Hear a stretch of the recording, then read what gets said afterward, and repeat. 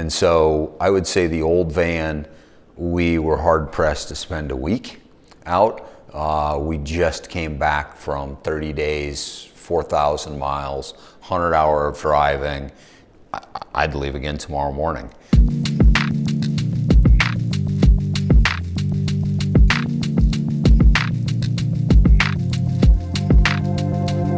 My name's Ron Amass, and I live up in Vail. I've been a custom home builder for about the last 30 years, and then am now an inspector. So, it started with just normal camping, tents, things like that, and I just get tired of sleeping on the ground. So we bought a trailer that was just sort of a pain because you can't fit in anywhere, can't get into the backcountry with it. So we got out of the camper and we had a van built. The first van was kind of torture because I was always afraid something was going to break. And when we designed the van, we didn't think about all the details as well, so we weren't anywhere near as comfortable as we are in this van. So we really were able to take that old van process, all the problems, all the things we hated in it, and change it into the new van.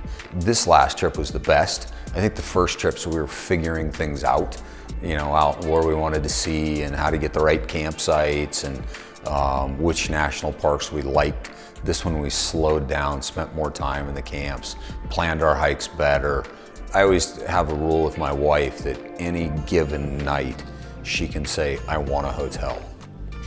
And so that's always the fail-safe, get out of jail free, we can get a hotel. And she didn't ever say I want one. And I should also throw in there too, we're traveling with my daughter who's 14, my wife, and two 100-pound dogs. So there's a lot of people in that van. So pretty cool that we all just had our space. And so I'd throw that pop top as a huge feature. I started calling it the teenager room. She'd just go to her room. Having the comfort when you're sleeping makes the van trips so much better, that you're not waking up, everybody's not road weary, everybody's had a good night's sleep. Little things like throwing in an air conditioner made a massive difference in what we were able to do.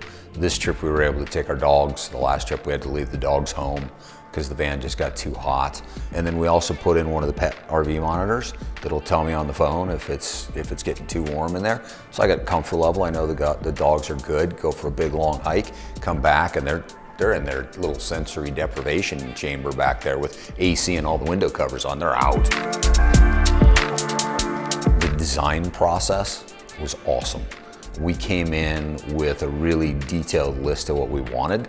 The experience of everybody in on the team, they just said, that doesn't fit, doesn't work. Okay, great, move on. And offering solutions to what we could do it this way, something like that. So yeah, it was super flawless on our design. You guys did the smart floor for us. So I have the ability to run 4 seats, 3 seats, or 2 seats in a settee. So that's gonna give me a lot of, when it's just my wife and I, it's really super flexible that way. Or if my daughter wants to bring a friend, boom, we're good to go. The guy that had built our first van, it was all wood. And the van was horribly overloaded, handled terribly. So looking at the lightweight aluminum cabinets, that really spoke to me too. As I'm out there for 30 days, there was nothing on the van that I looked at and said, boy, I could have saved money. Everything was like, that's got value. That's cool. I'm so glad we did that. Right down to the air compressor, the lights, just everything came together super seamless and worked flawlessly, and was just sort of brain off so we could focus on traveling, having fun, not dealing with a piece of equipment. So that, to me, that was just awesome. My hope is Baja this winter. That's the next big one that's there. But I have aspirations of taking it clear through the Yukon, go up see the Arctic Ocean. I also would like to see Nova Scotia. So we're gonna burn the miles on it.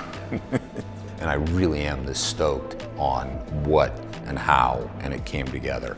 So just can't say enough good about the team. So, and in today's world, that's not normal.